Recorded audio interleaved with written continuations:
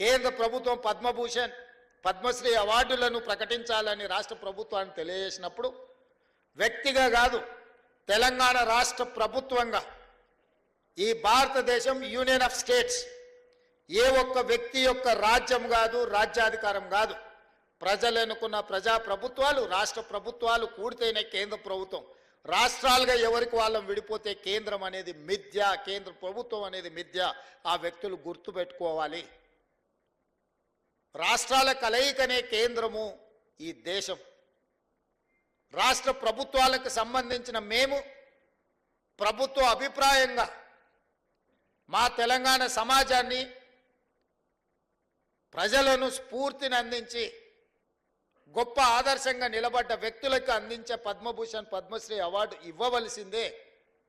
దానికి ముందు వరుసలో ఉండేవాడు గద్దరన్న, వారితో పాటు చుక్కా రామయ్య గారిని, అందశ్రీని, మిత్రుడు గోరెట వెంకన్నను, జయతీర్ తిరుమలరావు గారి పేర్లు నేను ప్రతిపాదించిన. ఇందులో ఏ ఒక్కరూ మా పార్టీ కార్యకర్త కాదు, నాయకుడు కాదు, కాంగ్రెస్ పార్టీ సంబంధం లేనోళ్ళు. మిత్రుడు గోరెట వెంకన్న ఇప్పుడే చెప్పాడు. నాకు కొంచెం ముఖ్యమంత్రి గారిని చూస్తే ఏందో ఈ వేదిక మీద ఉన్నా ఉండకపోయినా ఎట్లా 14 నెలల్లో ఏ రోజు కూడా గోరెట వెంకన్న వచ్చి నన్ను అడిగింది లేదు, నన్ను కలిసింది లేదు. అయినా వారి సమాజానికి అందించిన సేవల్ని దృష్టిలో పెట్టుకొని వారికి కూడా తెలియదు నేను లేఖ రాసిన సంగతి. నాకు తెలిసి పత్రికలలోనే మాట్లాడినప్పుడే వారికి ఏదైనా ఐడియా వచ్చిండదు. వారికి సమాచారం కూడా ఇవ్వలేని నేను నా బాధ్యతగా భావించిన. నాతోని విభేదించినా సరే, లేదా సమాజం కోసం వాళ్ళు నాతోని విభేదించినా ఇంకోరితో విభేదించినా అనే దానికంటే 4 కోట్ల తెలంగాణ ప్రజలతో వాళ్ళు ఉన్నారు. ఆ ప్రజలతో మమేకమైన వాళ్ళను గుర్తించాలి, వాళ్ళని గౌరవించాలి అన్నదే ఆలోచన. నాతో ఉంటేనే ఇస్తాం, నాతో లేకపోతే ఇవ్వమనే విధానం మంచిది కాదు అని బలంగా నమ్మి వాళ్ళ పేర్లు ప్రతిపాదించిన. నేను ఈరోజు ఇక్కడికి వచ్చిన గద్దరన్న అభిమానులను వేదిక మీద ఉన్న పెద్దలు నేను అడుగుతున్నా. నేను ప్రతిపాదించిన గద్దరన్న కావచ్చు, చుక్కా రామయ్య గారు కావచ్చు, లేకపోతే అందశ్రీ గారు కావచ్చు, జయ జయ హే తెలంగాణ అందించిన అందశ్రీ గారు కావచ్చు, గోరెట వెంకన్న కావచ్చు, జయదీర్ తిరుమలరావు గారు కావచ్చు, ఎవరు ఎందులో తక్కువ అని నేను అడుగుతున్నా. పక్క రాష్ట్రంలో 5 మందికి ఇచ్చిండ్రు. ఆ 5 మంది కంటే ఈ 5 మంది ఏమైనా తక్కువనా? ఈ సమాజానికి మా వాళ్ళు ఆదర్శంగా లేరా?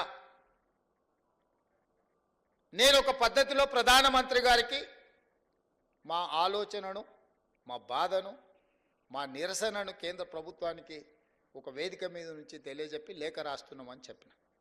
కేంద్ర ప్రభుత్వం జరిగిన తప్పును సవరించుకొని భవిష్యత్తులో అయినా సరిదిద్దుకుంటుందని నేను భావించిన. కానీ దురదృష్టవశాత్తు కేంద్రంలో మంత్రిగా ఉండే వ్యక్తులే మేము ఇవ్వం గద్దరన్నకు మేము ఎలాంటి గౌరవించము అని మాట్లాడితే నేను ఒక్క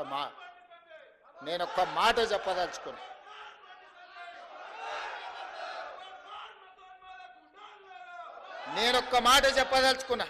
మళ్ళొక్కసారి మీరు మీ పార్టీ గద్దరన్నకు వ్యతిరేకంగా, గద్దరన్న గౌరవాన్ని కించపరిచేటట్టు మాట్లాడితే మీ పార్టీ ఆఫీసు ఉన్న ప్రాంతానికి గద్దరన్న పేరు పెడతా. నీ పార్టీ కార్యాలయం అడ్రస్ రాసుకోవాలంటే గద్దరన్న గల్లీ అని రాసుకునేటట్టు చేస్తా బిడ్డ మిమ్మల్ని. మీరు అనుకోవచ్చు ఏం చేస్తాడు ముఖ్యమంత్రి, అవార్డులు మా దగ్గర ఉన్నాయి కదా, పద్మభూషణ్ పద్మశ్రీ ఇచ్చేది మేం కదా అనుకుంటున్నావు. కానీ నీ పార్టీ ఆఫీసు గద్దరన్న రాష్ట్రంలో ఉంది, ఆ సంగతి మర్చిపోవద్దు. నీ పార్టీ ఆఫీసు ఉన్న ప్రాంతానికి, ఆ కాలనీకే గద్దరన్న పేరు పెడితే అప్పుడు ఎవరు పేరు రాసుకుంటావు?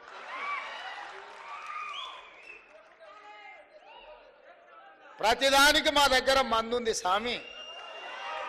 ఇంతకు ముందు ఆయన కూడా గిట్లనే నీలిగిండు. గద్దరన్నని గేటు బయట కూసబెట్టిండు. ఏమైంది? గేటు బయట కూసబెట్టిన ఆయన లోపల ఉన్నాయన, గద్దె మీద కూర్చున్నాయన గొప్ప అనుకున్నాడు. కానీ చూస్తుంటేనే ఆయన గద్దె కూలింది, గేట్లు బద్దలైనాయి. గద్దరన్న వారసులు లోపలుండ్రు. గద్దరన్నని గేటు బయట కూర్చోబెట్టినోడు ఇవాళ గేటు దగ్గర కూర్చొని ఎవరన్నా వస్తారా అని వాళ్ళకరించడానికి ఎదురు చూస్తున్నాడు చకోర పక్షిలాగా. గాయనకే గంతగతి పడితే నీకెంత పడుతుంది స్వామి? నువ్వు అర్థం చేసుకో. నువ్వేమి ఇయ్యకు, నేను ఇయ్యవని ఇంకా అడగను. నువ్వు ఇయ్యనందుకు నిరసన తెలుపుతా. ఎట్లయితే గద్దరన్నని గేటు బయట కూర్చోబెట్టినోనికి పట్టిన గతి ఉందో వచ్చే ఎన్నికల్లో నీకు గదే గతి పడుతుంది. ఓట్ల విప్లవం వస్తుంది, ఓట్ల విప్లవం వస్తుంది. గండ్ల నువ్వు కొట్టుకపోతావు. మేము గద్దరన్నకి ఇవ్వాల్సిన గౌరవం కేంద్ర ప్రభుత్వం నుంచి మేమే ఇప్పిస్తాం. రాహుల్ గాంధీతో మేమే మాట్లాడతాం, అడగం, సంతకం పెడతాం. గద్దరన్న గౌరవం ఇచ్చడానికి కేంద్ర ప్రభుత్వం నుంచి నువ్వు మర్చిపోకు. అహంకారం అనేది మంచిది కాదు.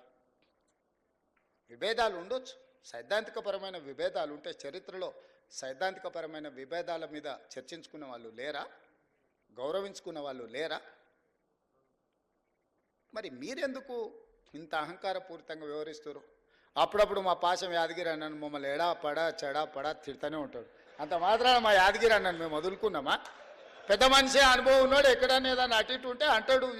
ఆయన చెప్పిన దాంట్లో ఏమన్నా సూక్ష్మం ఉంటే అర్థం చేసుకుని సర్దిద్దుకోవాలని సర్దిద్దుకునే ప్రయత్నం చేస్తున్నాను తప్ప యాదగిరి అన్నది ఇట్టిండని చెప్పి మన తెలంగాణ పోరాటం గురించి 9 మంది గొప్ప వ్యక్తుల్ని రాష్ట్ర ప్రభుత్వం గుర్తించి గౌరవించుకుంటాం అన్నప్పుడు పాశం యాదగిరి అన్న పేరు ఆయన అడిగిండా? అడగలేదే. మా ప్రభుత్వము 9 మంది గొప్ప వ్యక్తులను తీసుకున్నాడు, వారిని కూడా అందులో చేర్చినాము. గోరెటి వెంకన్నను కూడా అందులో చేర్చినాము, జయరాజును కూడా చేసినాము, బండి యాదగిరిని చేసినాము. ఇట్లాంటి కుటుంబాలను, గద్దరన్న కుటుంబాలను ఈరోజు గుర్తించినము. సో ఇట్లా ఈరోజు ప్రభుత్వం అనేది నిరంతర ప్రక్రియ. ఈ నిరంతర ప్రక్రియలో ప్రభుత్వం దృష్టికి వచ్చిన ఏ మంచి పనైనా చేయడానికి ఈ ప్రభుత్వం ఉన్నది. అందుకే ఈరోజు ఈ వేదిక మీద నుంచి నేను ఒక్కటే మాట చెప్పదలుచుకున్నా. ఈ ప్రభుత్వం ప్రజలది.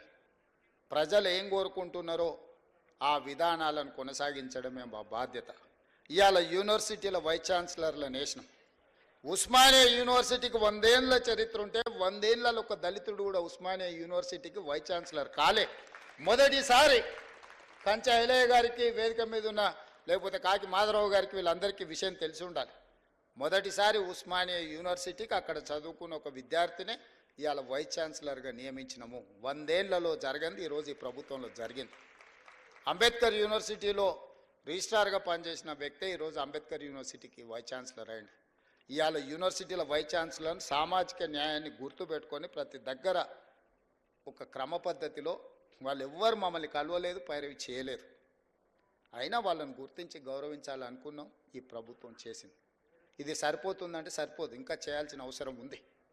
మేము చెయ్యాలంటే మీరందరూ మాకు అండగా నిలబడాలి. ప్రొఫెసర్ పురుషోత్తంకి హైయర్ ఎడ్యుకేషన్ లేచినాం సోదరా. ప్రొఫెసర్ పురుషోత్తంని అందరినీ హైయర్ ఎడ్యుకేషన్లో వారిని పొలిటికల్ జేఏసీకి వారు చేసిన సేవల్ని గుర్తించి ప్రొఫెసర్ పురుషోత్తం గారిని వేసినాం. ఆయన కూడా నన్నేం అడగలే. ఎవరెవరికైతే బాధ్యత ఇచ్చినో ఏ ఒక్కరు కూడా ఈ ప్రభుత్వానికి వచ్చి విజ్ఞప్తి చెయ్యలేదు.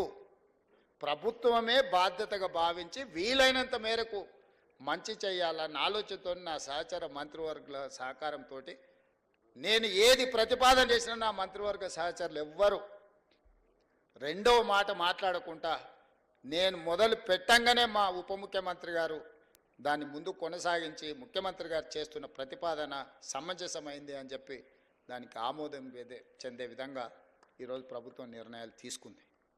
అందుకే మిత్రులారా, వ్యక్తులు అగౌరవపరిస్తేనో, వ్యక్తులు గద్దరన్నను గుర్తించనని మాట్లాడితేనో గద్దరన్న గౌరవం తగ్గదు, వన్నె తగ్గదు. కోహినూరు డైమండ్ నువ్వు ఎక్కడున్నా దాని విలువ దాందే. ఏనుగు చచ్చినా బతికినా దాని విలువలో ఏం తేడా లేదు. గద్దరన్న బతికున్నా, గద్దరన్న చనిపోయిన ఆ స్ఫూర్తి మన గుండెల నిండా ఉంటుంది. గద్దరన్న గౌరవం 10 ఇంతలు పెరుగుతుంది తప్ప ఆనాడు మహాత్మా గాంధీనే మీరు గౌరవించిన వాళ్ళు గద్దరన్నను గౌరవిస్తారని మేమెందుకు అనుకుంటాము? మహాత్మా గాంధీనే పొట్టన పెట్టుకున్న వ్యక్తుల గురించి ఎక్కువ మేము ఆశించడం, ఎక్కువ యాచించడము ఏది రెండు తగదు. ఖచ్చితంగా తెలంగాణ రాష్ట్ర ప్రభుత్వం గొప్ప వ్యక్తులను ఎప్పుడూ గౌరవించుకుంటుంది. వాళ్ళ గౌరవం తగ్గకుండా ముందుకు తీసుకువెళ్తాం.